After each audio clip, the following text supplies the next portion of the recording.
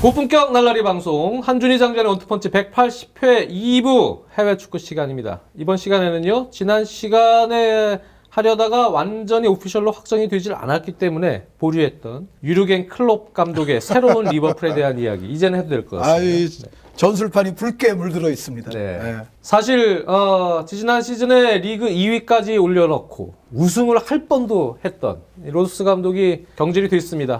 뭐 리버풀 팬들 중에 잘 바꿨다 뭐 이런 분들이 요즘엔 더 분위기상 많을 것 같기도 한데요. 네. 한편으로는 좀 저도 아쉽기도 합니다. 네. 로저스 감독이 상당히 이제 발전 가능성이 높고 어떻게 보면은 감독으로서의 역량을 키우고 있는 단계였기 때문에 그런 부분에서 좀 개인적으로도 큰 상처가 되지 않았나라는 생각이 듭니다.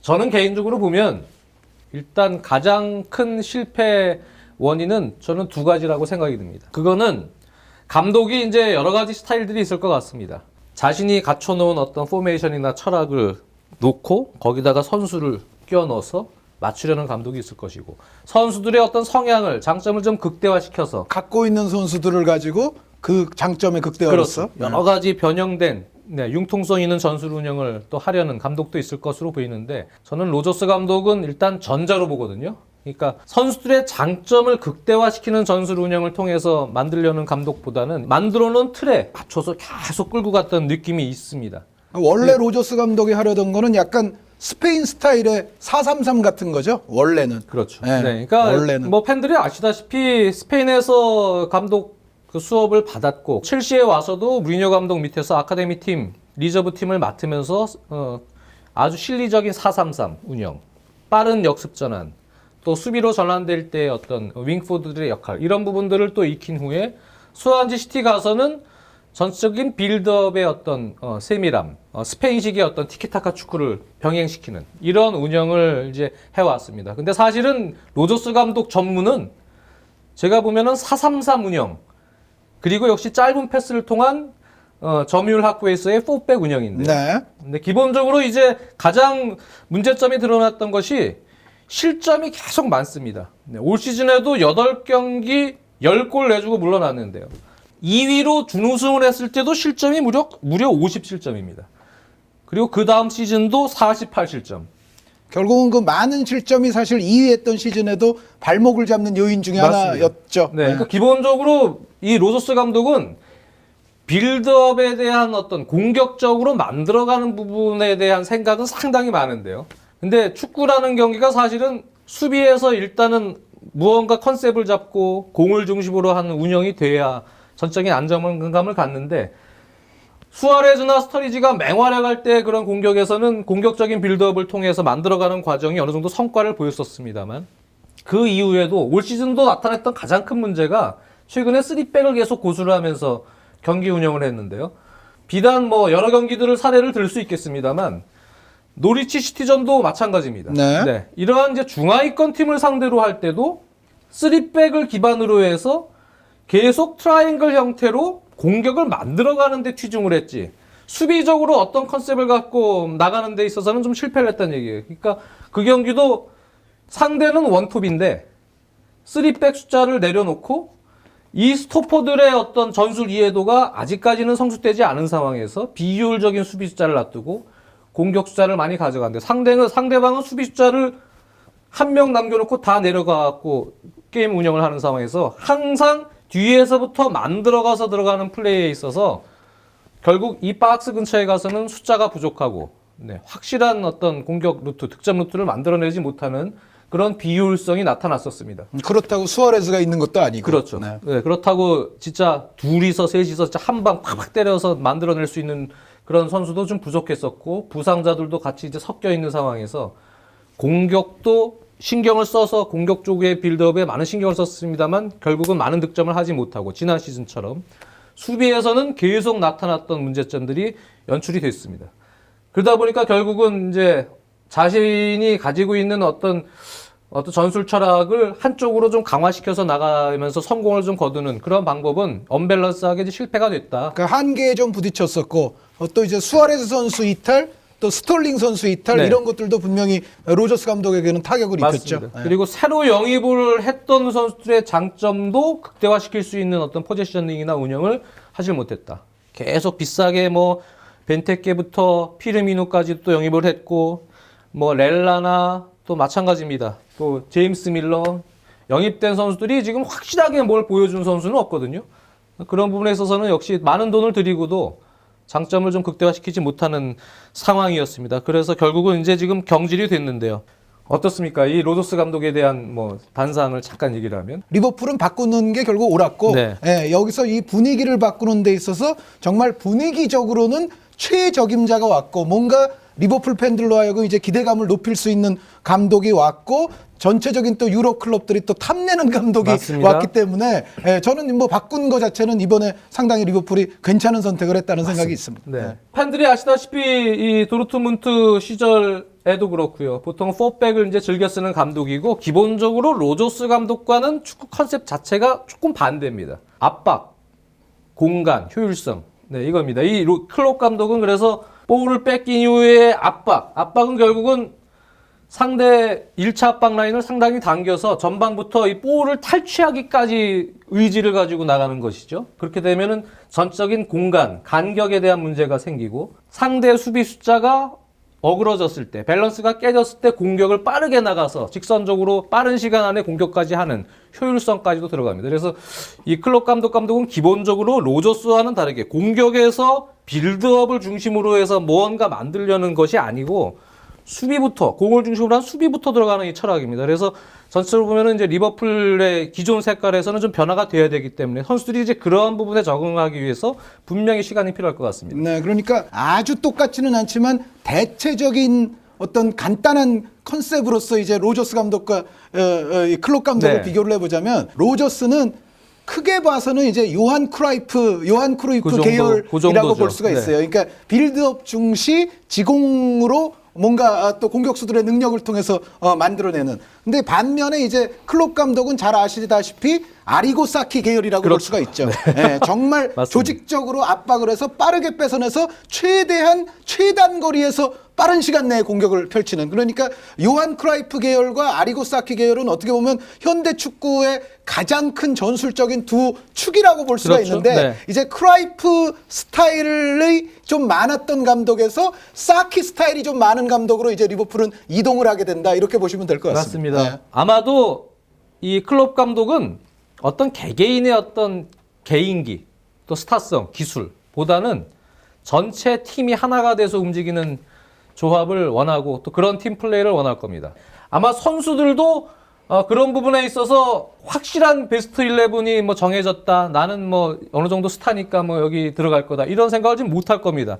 기동력이 바탕이 돼야 되고 많이 뛰어야 되고 체력이 뒷받침된 상황에서의 집중력 있는 감독이 요구하는 움직임을 빠르게 가져가지 못하면 바로 탈락입니다. 네, 그러니까 그런 부분에서 이제 과연 어느 정도의 베스트 라인업으로 구성이 돼서 어떤 식의 축구를 할지에 대한 것이 상당히 궁금합니다. 네. 네. 간단히 이제 제 생각을 말씀을 드리자면 일단 저는 리버풀이 지금 뭐 팬들이 기대하는 만큼의 성적이 나오고 있지는 않지만 그렇다고 해서 뭐 1위 팀과 지금 승점 차가 그렇게 큰 것도 아니잖아요. 그렇죠. 그런데 그 지금 리버풀이 제 개인적인 생각에는 결코 나쁜 선수단 구성은 아니라고 그럼요. 생각해요. 그러니까 클롭 감독이 사실 도르트문트에 예전에 부임했던 시절을 되새겨보면 사실 도르트문트가 휘청휘청하던 팀 아니었습니까? 그리고 10위권 밖의 팀이었는데 이 클롭 감독이 2008년에 와가지고 이제 처음에 6위, 뭐 5위, 그 다음에 우승 이렇게 나갔었거든요. 그러니까 어느 정도 시간만 주면은 클롭 감독이 이렇게 도르트문트도 잘 만들어 왔던 경력을 분명히 갖고 있는데 지금 리버풀과 클롭 감독이 부임하던 당시에 도르트문트를 저는 비교를 해보자면 지금 리버풀이 결코 나쁜 상태가 아니다. 있는 선수들만 가지고도 지금 사실은 괜찮은 선수단이고 팀 자체의 성적이 좀 미진하다고 해서 팀을 구성하는 개개인이 다 나쁜 선수라고는 말할 수 없는 거거든요. 축구는 팀이 이루는 업적과 또 개인의 능력치는 네. 조금 다른 부분이 있기 때문에 여기서 약간의 이제 앞으로의 의구심 이거에 대해서는 이제 장 의원님이 해설을 해주시겠지만 네. 이런 것 같아요. 과연 이제 클롭 감독의 팀에서는 아까 이제 아리고사키 스타일의 축구를 구현하기는 합니다만 포지션별로 사실은 볼을 잘 다루는 선수가 그래도 하나씩은 이제 그렇죠. 박혀 있다라고 맞습니다. 볼 수가 네. 있는데 예를 들어 수비 라인에 이제 도르트문트에는 훈멜스 선수가 있었죠.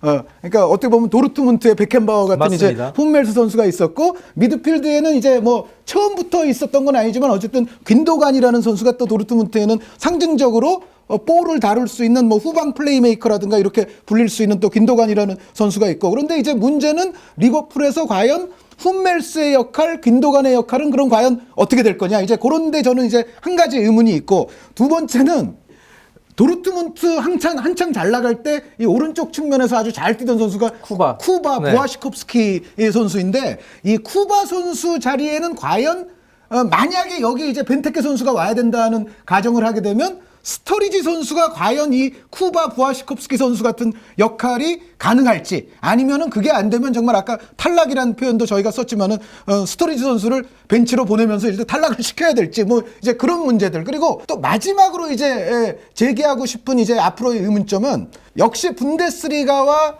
EPL의 어떤 일정 차이에 기인하는 부분인데 이제 도르트문트의 여태까지 해왔던 거를 보면 여름에 준비를 잘해서 12월까지 딱 아주 잘 뜁니다. 그리고 나서 아시다시피 시력저하가 오죠. 분데스리가는 이제 12월에서 1월 이때 이제 윈터 브레이크가 길지 않습니까? 이때 또 잘 가다듬어서 다시 한번 준비를 해서 그 이후에 잘 뜁니다. 그러니까 이렇게 두 번의 준비 기간이 있고 나서 선수들을 이제 아리고사키의 팀처럼 만들어 네. 왔던 클롭 감독인데 EPL은 이제 그것이 주어지지 않는다. 이제 윈터 브레이크에서 다시 한번 재충전하고 재정비하고 선수들을 체력적으로 다시 완비시킬 수 있는 기회가 주어지지 않기 때문에 과연 이 문제는 이제 클롭 감독이 네. 앞으로 어떻게 해결을 할 거냐. 요 정도의 이제 제 세 그렇습니다. 가지 의문점이 있는데 이거는 이제 장 의원님이 아마 설명을 해주시겠죠. 그러니까 지금 말씀해주신 부분이 정말 어떻게 보면 팬들이 많이 또 걱정도 하고 과연 어떻게 할지 기대도 되는 부분일 것 같습니다.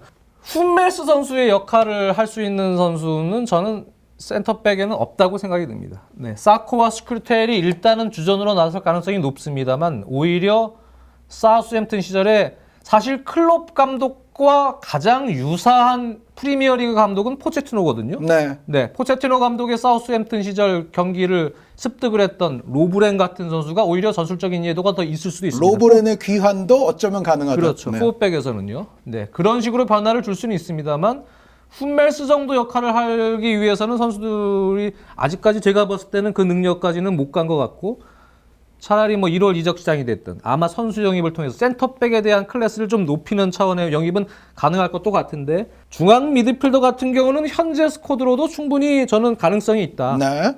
조던 핸더슨 같은 경우는 수비적으로 윈도간 같은 역할을 충분히 해낼 수 있을 것 같다. 네. 압박 능력, 그다음에 패스의 어떤 전개 능력, 정확도의 면에서 전적으로 이제 전술 훈련을 잘 숙지를 한다면 거기에 부응하는 움직임을 가져갈 수 있을 것 같고 여기에 이제 루카스 선수가 됐던 엠레찬이 됐던 근데 사실은 루카스 선수는 좀 걱정이 되는 게 순간적인 기동력, 압박을 위한 기동력이나 수비에서의 순간적으로 간격 유지나 여러 가지 타이트한 운영을 하기에는 체력적으로 조금 부침이 있지 않을까라는 느낌이 있거든요. 그런 부분에서는 엠레찬 선수를 스토퍼로 최근에 계속 번식적으로도 기용을 했습니다만 기동력이 있는 또 파워풀한 이런 선수를 기용할 수도 있는데 아마 그런 부분에서의 조합에 대해서 물론 조엘런 선수도 있습니다만 계속적으로 일단은 시행착오가 좀 들어갈 것 같다라는 생각인데 충분히 도르트문트 시절처럼 만들 수 있는 선수들의 능력은 된다. 네. 저는 그렇게 생각이 들고요. 스터리지 선수 말씀해 주셨는데 이제 여기가 좀 문제일 것 같습니다. 기본적으로 골을 넣을 수 있는 가장 득점 능력, 순도가 높은 공격수는 사실 스터리지인데요. 근데 지금 리버풀은 벤테케라는 선수가 있습니다. 이 벤테케 선수가 어떻게 보면 레반도프스키의 롤을 가장 비슷하게 소화할 수 있는 원톱 자원이기 때문에 이 벤테케 선수를 뺀다는 것은 아마 클롭 감독이 생각하기가 좀 쉽지 않을 것 같아요. 그리고 네. 클롭 감독 자신이 벤테케 선수에게 예전에 도르트문트 있을 때 관심도 좀 네, 있었다고 그렇죠. 해요. 네. 그러니까 그 정도로 벤테케 선수는 아마 일단은 클롭 감독이 중용할 가능성이 그렇습니다. 있습니다. 네. 그렇게 본다면 기본적으로는 선수들의 장점을 살려서 전술 변화를 물론 가져갈 수도 있습니다. 4-4-2 투톱도 써보고 했던 감독이기 때문에. 네. 그래서 스터리지를 투톱으로 놓는 시험도 아마 해보긴 할 겁니다. 하지만 기본적으로는 자신이 잘하는 운영에 대해서 결과적으로는 회귀할 가능성이 높고 스터리지 선수가 첼시 시절에 윙포드를 봤을 때 정도의 수비력 가지고는 제가 볼 때 택도 없습니다. 네. 아 첼시 시절이니까 정말 잘 알고 계시겠죠. 네. 그러니까 클롭 감독에게 믿음을 사기 위해서는 일단은 많이 뛰어줘야 되고 정말 수비적으로, 미드필더처럼. 그렇죠. 네. 네. 그리고 득점에도 가세할 수 있는 움직임에 있어서 상당히 적적인 압박과 빠른 역습 전환 시에 있어서 공간 움직임에 있어서 조금 더 종적으로 지혜로운 전술 운영에 있어서 그런 부분이 필요합니다. 그래서 어떻게 보면 스터리지 선수는 테스트를 좀 받을 가능성이 높은데 일단은 중용을 할 가능성이 높죠, 초반에는. 그러면서 아마 좀 전체적인 경기에 장애가 되는지 득이 되는지를 아마 네. 볼 가능성이 높은데 제임스 밀러라는 선수가 지금 영입이 됐거든요. 근데 로저스 감독은 제가 볼 때 제임스 밀러의 장점을 제대로 활용을 못했다고 생각이 들고 맞습니다. 중앙 미드필더를 썼기 때문에 오히려 쿠바 선수와 비슷한 롤은 제임스 밀러가 더 맞습니다. 굉장히 비슷할 것 그렇죠. 같은데요. 네. 그래서 윙백과 미드필더를 동시에 소화할 수 있는 활동량, 수비력, 밀러 선수의 롤을 어떤 식으로 부여하느냐도 하나의 또 남겨진 과제이기 때문에 그런 부분에 대한 시행착오도 생길 수 있을 것 같고 이 부분에 뭐 괴체 롤이나 뭐 카구아 신진 롤이나 이 롤은 아마도 쿠티뉴 선수가 같이 있기 때문에 쿠티뉴 선수가 여기서 들어오던 이 공격형 미드필더로 들어오던 그런 롤을 비슷하게 수행할 수가 있기 때문에 쿠티뉴 선수에 대한 역할 이 부분도 사실은 근데 기본적으로 수비가 또 같이 뒷받침이 돼야 되거든요. 그래서 쿠티뉴 선수와 저는 스터리지 선수는 어떻게 보면은 공격에서는 확실히 어떤 믿음을 줄 수가 있지만 두 선수가 같이 나왔을 때 그럴 때 이제 만족스럽지 못한 개개인 프레싱이 이루어질 경우 네. 클럽 감독은 상당한 고민에 빠질 가능성이 있고 그럴 경우에 렐라나 선수가 사실은 사우스햄튼 시절부터 포체티노 감독의 롤을 잘 이해하는 선수이기 때문에 렐라나 선수에 대한 중용 가능성도 저는 충분히 남겨져 있다는 생각이 그러니까 듭니다. 로브렌, 렐라나, 사우스햄튼 플레이어들의 귀환. 그렇죠. 네. 네. 그게 이제 클럽파에서는 가능할 수 있다. 맞습니다. 네. 그리고 피루미누 선수는 이후 클럽 감독 시스템에서는 중용될 가능성이 조금 더 높다. 저는 기본적으로는 그렇게 생각이 듭니다. 지금 장 의원님 말씀을 이제 들어보니까 결국은 로저스 시절에 조금 이제 미진했던 선수들 중에 클럽파에서 더 나아질 선수들이 있고, 네. 그러니까 피르미노 선수 같은 경우도 어떻게 보면 이제 분데스리가에서 또 오래 뛰면서 그렇죠. 클럽 네. 감독이 이 선수의 장단점을 누구보다도 잘 알 거기 때문에 오히려 이제 자기의 몸에 좀 더 맞는 이제 옷을 부여받을 수 있는 가능성이 충분히 있고, 근데 이제 그런 선수들로서는 이 모레노라든가 모레노 선수가 저는 또 좀 클럽 감독 휘하에서는 많은 또 어드밴티지를 누릴 네. 가능성이 있는 선수라고 생각을 하는데 클라인, 모레노 이 양 측면은 어떻게 생각을 하세요? 측면 수비수는 오히려 무난하게 네, 이쪽 네. 미드필더보다는 적응을 좀 쉽게 하지 않을까라는 생각이 있습니다. 그러니까 모레노 같은 경우에 뭐 수비력 문제 이런 게 좀 대두가 됐지만 사실은 클럽 감독 휘하에서는 앞으로의 전진 뭐 이런 게 굉장히 중요하지 그렇죠. 않습니까? 네. 이제 그래서 제 생각에는 모레노 선수가 이제는 조금 더 날개를 달 수 있지 않을까라는 또 맞습니다. 예상을 할 수가 네. 있겠습니다. 전체적으로 또 클라인 선수도 포체티노 감독 하에서 수업을 받았고 횡 쪽으로도 하나의 몸통이 돼서 공을 중심으로 개개인 프레싱이 이루어질 경우에 모레노나 이 클라인 같은 선수의 기동력 또 많은 활동량은 충분히 그런 부분을 커버하고 남는다 이렇게 생각이 들거든요. 그렇기 때문에 이 윙백들은 어느 정도는 좋은 역할들을 이제 수행할 수 있지 않을까 생각이 드는데 사실은 다 예상일 뿐입니다. 네. 예상일 뿐이고 실제로 뚜껑을 열면 클럽 감독이 또 뭐 4-3-1-2 막 이런 거 쓰는 거 아니에요? 그렇죠. 근데 어떤 식으로 장점을 극대화시켜서 본인이 또 새로운 사실 개개인 프레싱은 4-2-3-1로만 되는 건 아니거든요. 그렇죠. 네. 많은 전형 전술 변화 속에 이루어질 수 있는 하나의 컨셉이기 때문에 일단 뚜껑을 열어보고 클럽 감독의 기본적인 컨셉은 근데 아마 유지가 될 것이다. 하지만 전술 변화나 선수들의 어떤 포지셔닝 이런 부분에 있어서는 여러 가지 어떤 시행착오를 좀 겪는 과정이 몇 경기 동안 있지 않을까라는 생각입니다. 근데 다만 이제 클럽 감독이 넘어야 될 또 초반의 장애물 중에 하나는 리버풀의 당장 앞으로 남아있는 일정이 그렇게 호의적이진 않더라고요. 토트넘, 사우스햄튼, 첼시, 크리스탈 팰리스 정도가 제가 기억을 지금 하는데 클럽 감독의 초반으로서는 사실은 그렇게 좋은 대진 같이 보이지는 않는데 네. 이제 그 부분을 클럽 감독이 또 어떻게 넘어가느냐도 맞습니다. 중요할 것 같습니다. 그 부분은 일단 뭐 수뇌부들이 FSG 이 팬에이 스포츠 그룹이 영입을 할 때 지금 당장 성적을 끌어올려라고 한 영입 3년 계약은 아닌 것으로 보여지거든요. 그래서 올 시즌 한 1월 이후부터 팀을 어느 정도 궤도에 올려놓을 수 있는 경기력 이것을 보여주는 기만 할 수 있다면 지금 코치진도 새로 또 자신의 코치진으로 지금 데려왔기 때문에 분명히 시간이 걸릴 것 같습니다. 리그도 다르고 전적인 경기 템포나 운영도 조금 다르고 또 선수들도 다르기 때문에 아마 그런 부분들 상대팀에 대한 특성도 아직 파악이 되지 않은 것으로 보여집니다. 분명히 시간이 필요합니다. 바로 바뀌자마자 지금 토트넘이죠. 이번 주말 당장. 네.